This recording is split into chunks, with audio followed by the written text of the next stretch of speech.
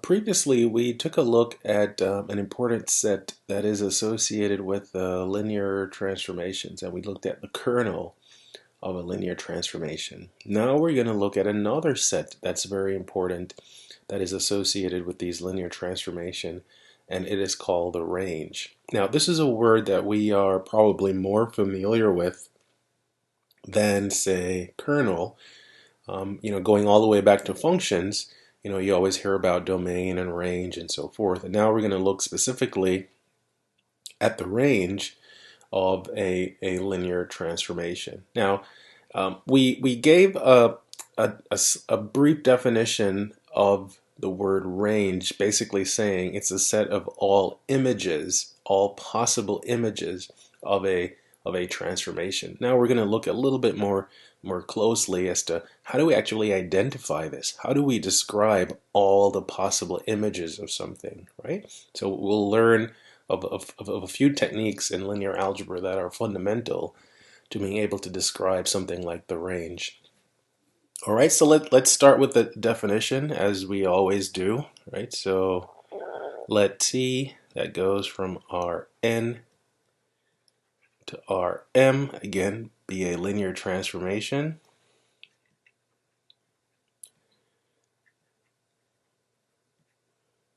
Right, so again, we know what that means.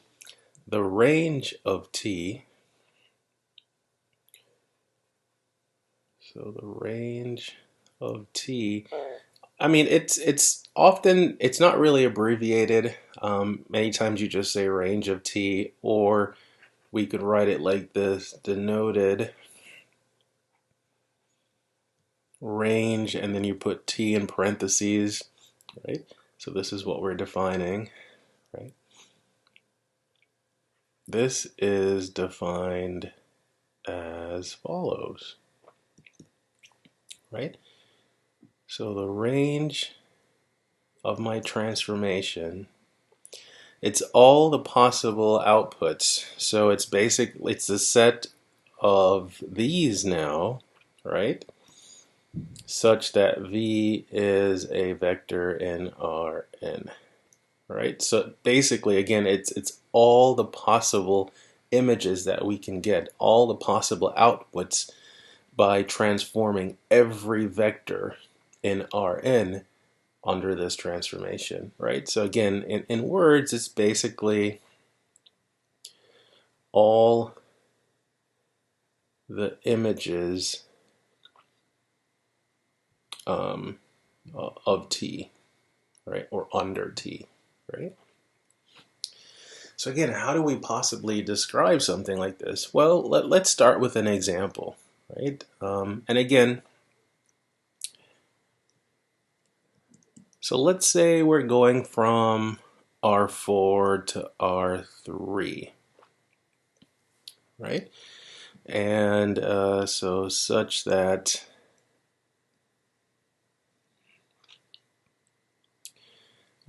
T of x1, x2, x3, x4, let's say that is defined by this function.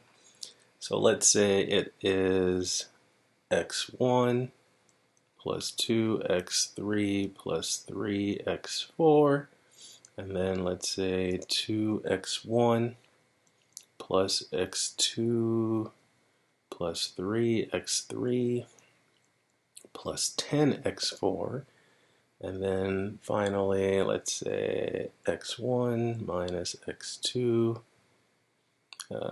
plus 3x3 minus x4. All right, so let's say this is the transformation. And we want to be able to describe all the possible images, right? So no matter what for all the vectors in R4, what are all the possible vectors in R3 that we can obtain from this, right? Well, there are several ways to think about it.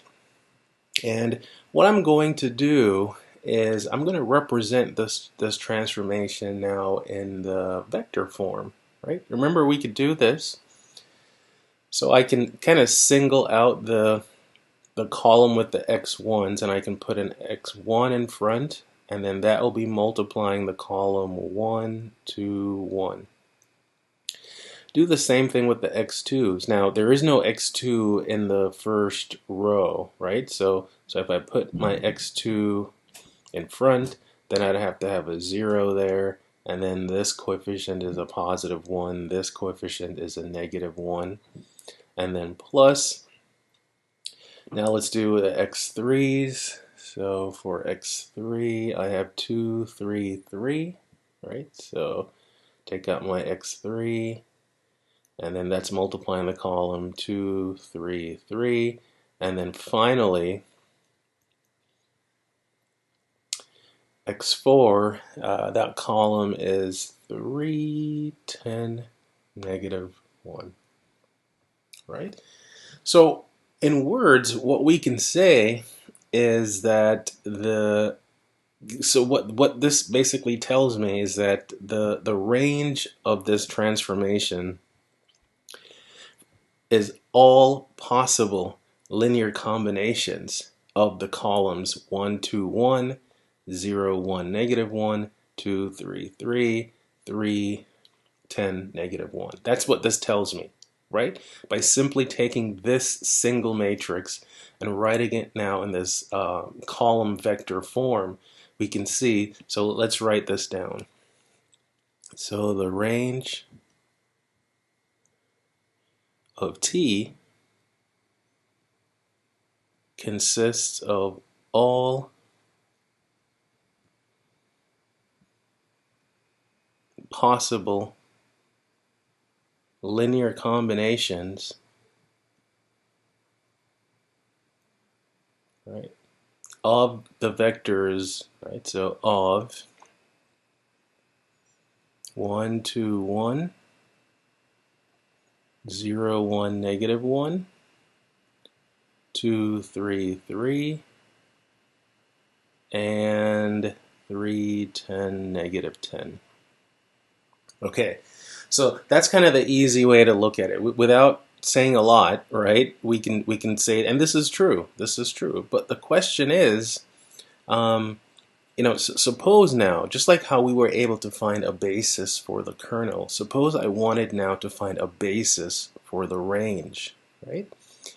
If you think about it, I couldn't use all 4 vectors as my basis, right? Simply because of this fact. These are vectors in R3.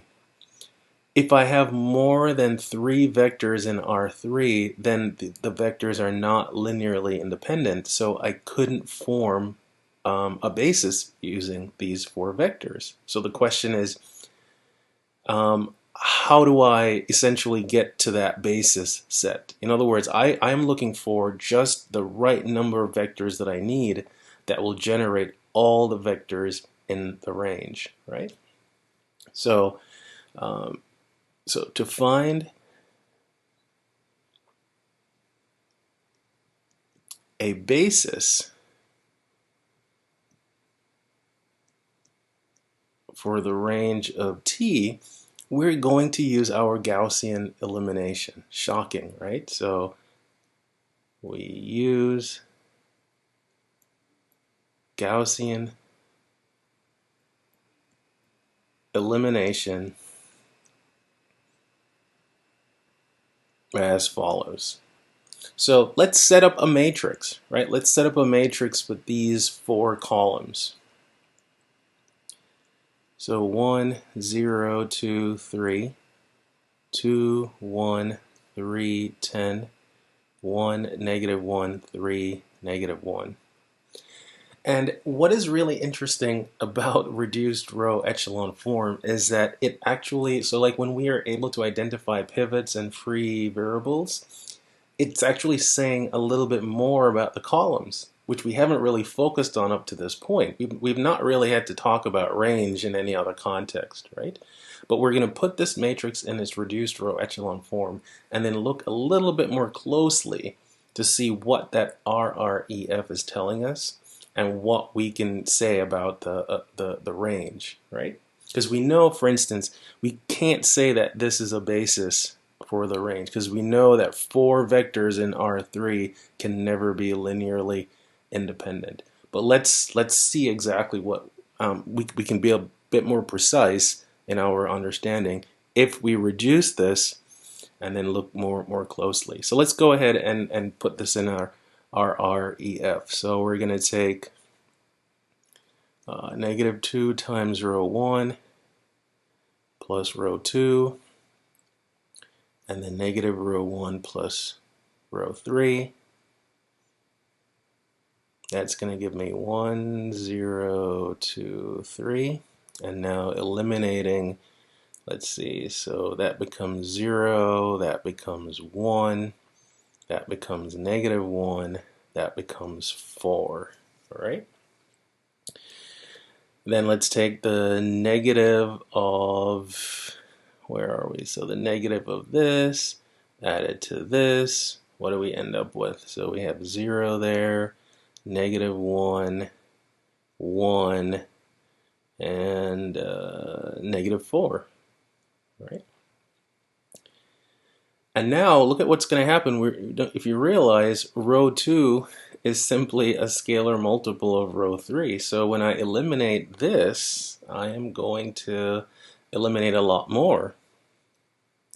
So let's actually do this. So if I take the negative, or actually just not even the negative, just take row 2 and add it to row 3. So row 2 plus row 3, what do we end up with? Well, 1, 0, 2, 3, 0, 1, -1, 4, and then 0, 0, 0, 0. All right. Okay, so again, so we can identify that column 1 and column 2 are pivotal columns, right? And columns 3 and 4 are not pivotal. We would say that these are associated with free variables. But the thing is, we're not really solving a system, right? We're not really solving a system per se. What we're basically going to be able to do is to use this RREF to give a very precise definition of the relationship between these 4 vectors. And what's interesting is this. These 2 scalars, the 2 and the -1, is actually telling me that column 3, which is this vector, in fact, let's go ahead and name these vectors. I'm going to name them V1, V2, V3, and V4, just for ease, right? So what these pairs of scalars, these are actually telling me that if I take 2 times the first column plus -1 times the second column, I will actually produce the third column. So let me write these as some important notes on this side. So if I take if I take 2 times V1 and then -1 times V2, so just looking at these 2 scalars, it actually tells me how the third column, which is essentially, redundant, right? It doesn't hold any more key information. These scalars actually tell me how the third column can be written as a linear combination of the first 2. So let's actually do the calculation and verify that this works. So if I take 2 times column 1, I will get 2, 4, 2. And then minus column 2, 0, 1, -1. So when I subtract here, I end up getting 2, 3, 3. And look at that. That is, in fact, column 3. So that is V3. And similarly, the 3 and the 4, these scalars are actually telling me that if I take 3 times column 1 plus 4 times column 2, I will actually get column 4. So if I take 3 times V1 plus 4 times V2, so if I triple the first column, so that now becomes 3, 6, 3. And then I add to that 4 times the second column, so quadruple that second column. I'll have 0, 4, negative 4. What do I end up with? I end up with 3, 10, negative 1, which is exactly my fourth column. So what does this mean? It means that since V3 and V4 are in fact linear combinations of V1 and V2, these two vectors could not be a part of the basis of the range, right? So this implies that V3 and V4 are in fact linear combinations of column 1 and column 2, right? So therefore, even though, right, so even though I could write, let me go back up and say, even though the range can be expressed as a linear combination of these 4 columns, I don't need these two, because these two can already be expressed as a linear combination of 1, 2, 1 and 0, 1, 1. So the pivots, right? So these pivots are actually pointing me to the columns, right? My original columns, 1, 2, 1 and 0, 1, negative 1, to say these are the 2 columns that represent a basis of all the linear combinations of these 4 columns. So even though there are 4 columns here, 2 of them are actually redundant, right? You don't really need them as far as describing all the possible linear combinations of these columns, right? So essentially what happens is the pivots, right, tell you which columns form a basis of the range. So therefore, right, and we know that these are going to form a basis because they're not scalar multiples of each other, right? So this implies that the basis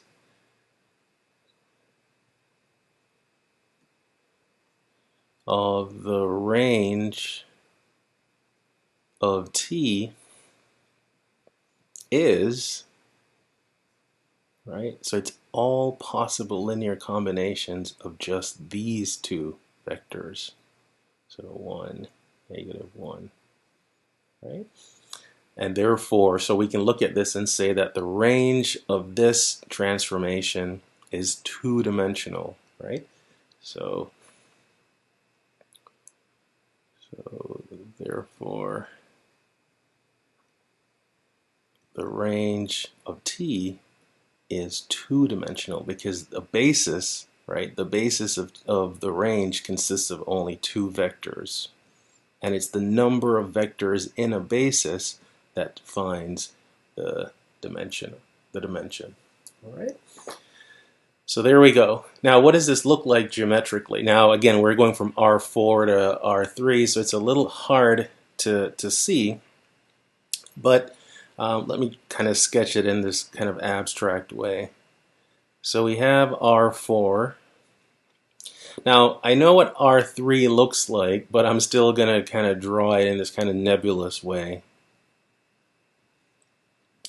So now, when we take all the possible images here, so you take all the vectors in R4, apply your linear transformation T, what are we going to get?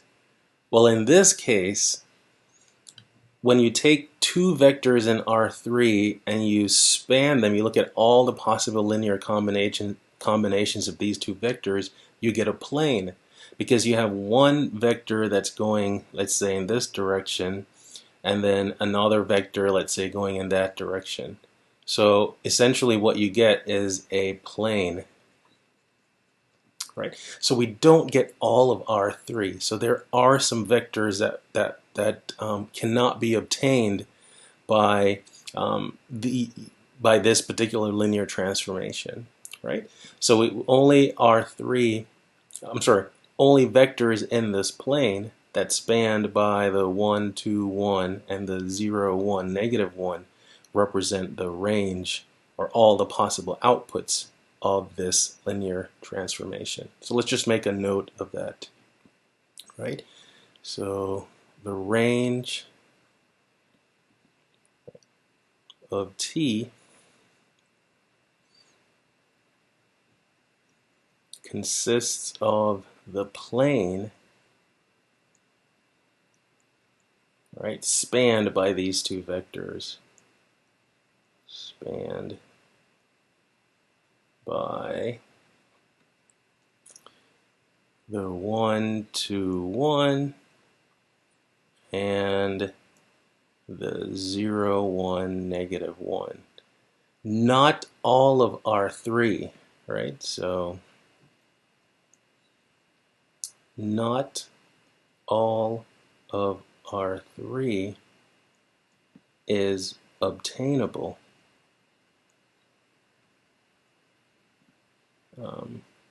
by T, right? So there are some vectors out there, right? There are some vectors out there that we cannot obtain by transforming any vector in R4, right? So another thing we can say is that so therefore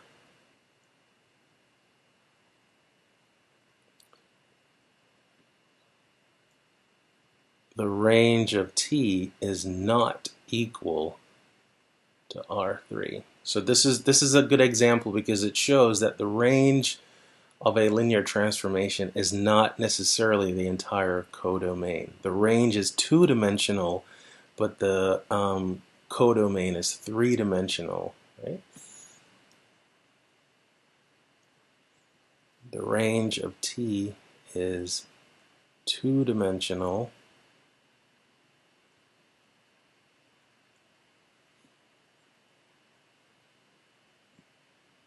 whereas the codomain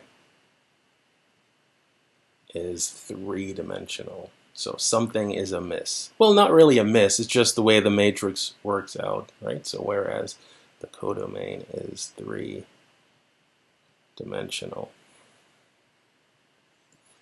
right?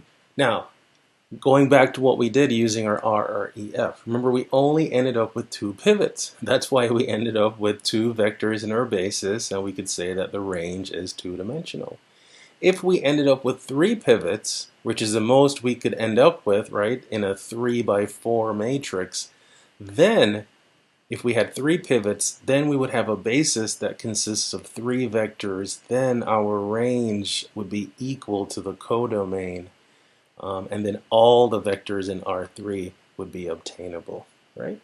Again, it comes down to working with RREF. These echelon forms, they give you so much information if you just take the time to really look deeply. It's like you have to stare deeply into their eyes.